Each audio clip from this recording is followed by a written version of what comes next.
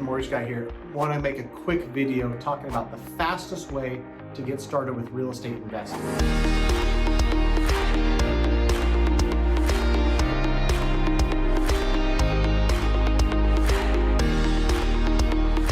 Now, I've been to all types of real estate investing meetups. I've met all kinds of folks, and as a mortgage broker, they come to me and, oh, I'm really interested in real estate investing and I want to do this and I want to do that.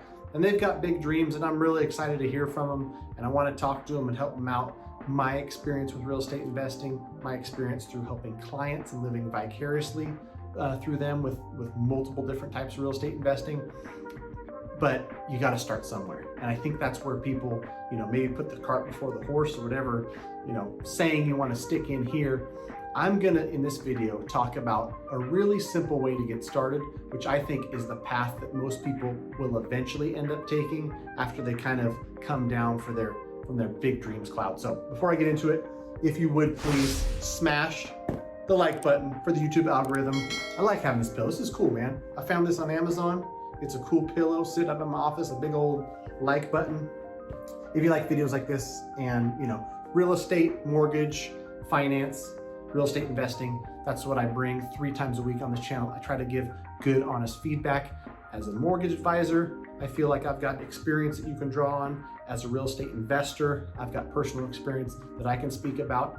And then with working with dozens of investors on hundreds of investing deals, I can bring that knowledge in, and I'm gonna try to present as much as I can in a straightforward manner that's easy to understand. So without further ado, the easiest way to get started in real estate investing, I thought about making this video, and I apologize if it seems too simple, but I think that's the best way for folks to start, because you've got somebody that's talking about a 56 unit apartment building or something grandiose before they've even bought one house. I think it's great to dream big, but the first couple steps in real estate are rarely going to be that big. So let's start with something super simple. And investors at a lot of these meetings and people that I talk to, they're currently renting. So here is the best way to get started. Buy your first single family residence. Now in other videos, I'll talk about if you're able to, and if you're in a position, living situation, don't have a big family, or your family doesn't mind living in a multi-unit, then maybe your first property is a multi-unit. This is a 4-plex. 4 people live here, a bunch of different ways. But the first property, let's just call it a single family. This is the route a lot of people are gonna take.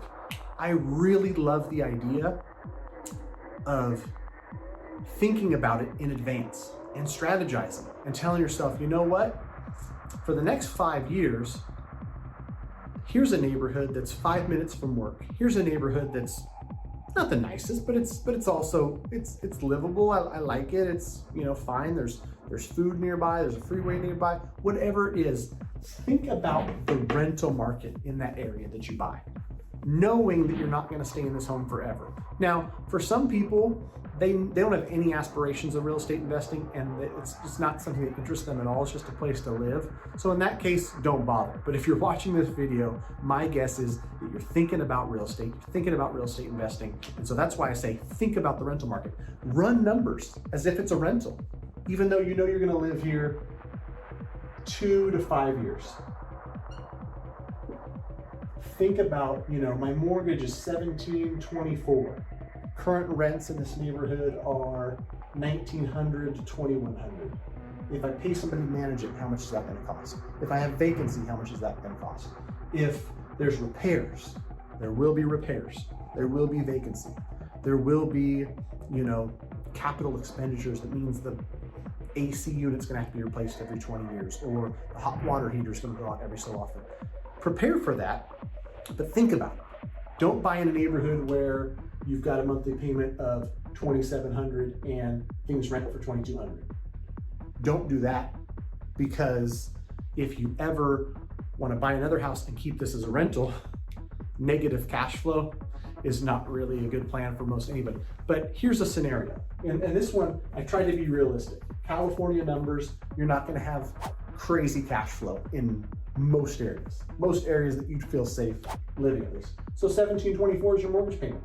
And you say, you know, rents are 1900 to 2100. 3 years down the road, you've saved up some money and you think to yourself, you know what, I'm gonna move to another neighborhood that's a little bit nicer, but I'm gonna keep this house. I know the long-term impact of owning real estate and it's exciting to me, so I'm gonna keep this house, I'm gonna keep it as a rental. This is a way of buying rentals that isn't really buying rentals. You're buying a primary, then a new primary, and the first one becomes a rental. The advantage of that is the primary residence loan that you got when you bought this is the best terms you can get as an owner-occupied house. And it was. When you move out, the bank doesn't make you change the loan. You get to keep that, you know, awesome rate. If you're buying today a single family residence, you've got a sub 3% interest rate for most people, most credit profiles. So anyhow, you move out, rents by the time you move out, you know, 2 or 3 years later are $2,200 a month. So you're collecting $2,200 a month. Your payment is $1,724. You're on to your slightly bigger house, slightly nicer neighborhood. Now, here's some numbers I want you to consider. I'm gonna be realistic and I'm gonna tell you, you live in California, you're not gonna get rich off cash flow. So just account for vacancy, repairs, maybe a property manager. If it's a nice house in a nice neighborhood, it's not much to manage. You could probably do it yourself. But let's just call it break even. You don't make anything. And you think to yourself, well, wow, Matt, it's an amazing investment. You don't make anything on it. Here's what you make. You bought it for $360 and you put $25,000 down. What does that make the mortgage? $335K? You move out, it's worth $380. You're paying down the principal. In 15 years, you owe $200.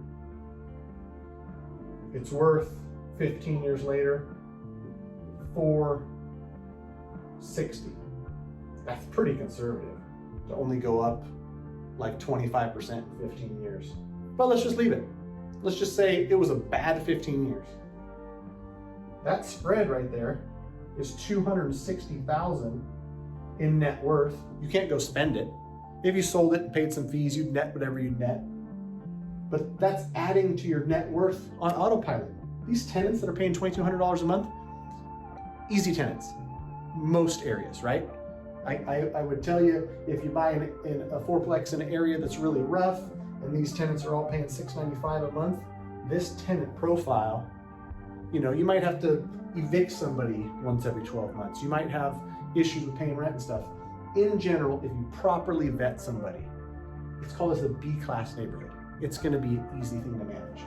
So, you're not making money monthly, but you're on to your second house, and over the next 15 years, this thing is adding $250,000 in net worth. But maybe you're only in this house for 7 years, and you did something like 5% down, 10% down. You don't need 20%.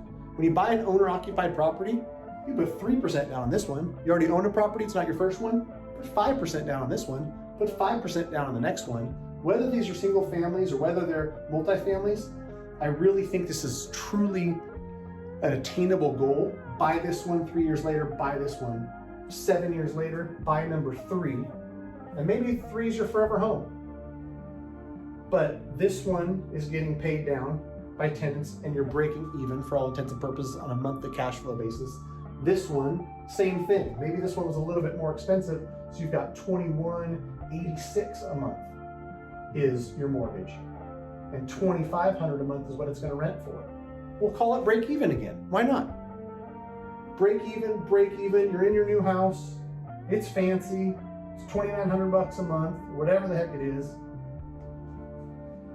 You started here when you were 30. This one you bought, we'll call it 5 years later. I know I keep changing the timelines, but it's flexible. You can do whatever the heck you want. This one you keep paying, it's paid off when you're 60. This one you bought 5 years later, it's paid off when you're 65. Now you're retired, you're in this house. Taxes and insurance are the only expenses. You're getting 22 and 25, but 30 years later. So the rents are probably $7,000 total. Rents go up over time. Values increase, rents go up. Get it. So you're 65 years old, you got both of these houses paid off. This one's worth 500K. This one's worth 800K. $1.3 million in paid off real estate. You lived here, you rented it, you broke even. You lived here, you rented it, you broke even. You're not doing anything but moving up and keeping the house behind you. 1.3 million in real estate. Heck, if you're like, I hate real estate, I hate managing it, sell it. Pay capital gains, pay taxes, put 700 grand in your pocket. Consult your CPA, that's rough numbers. But you're 65 years old and you haven't done any crazy investing. You know, imagine what you'd have to do to get 1.3 million into a retirement account or an investment account. You probably have to invest, you know, for 30 years, a good chunk, and you didn't do anything here. All you did was buy real estate and keep it when you move on to your next one. So, super simple example. My numbers were wacky. I'm not an artist. I'm a mathematician and a mortgage guy. I hope that was helpful. Really passionate about real estate investing. So if you have any questions on that, please feel free. Matt, M-A-T-T, at mattthemortgageguy.com. Shoot me over an email. I'll respond to it. If you're in California, I can lend to you and I'm happy to help. If you're outside of California, happy to refer you to a qualified broker who I know is going to take care of you. Because if they don't, I'm going to call them. I'm going to yell at them. I'm going to tell them they're never getting sent anything ever again from me.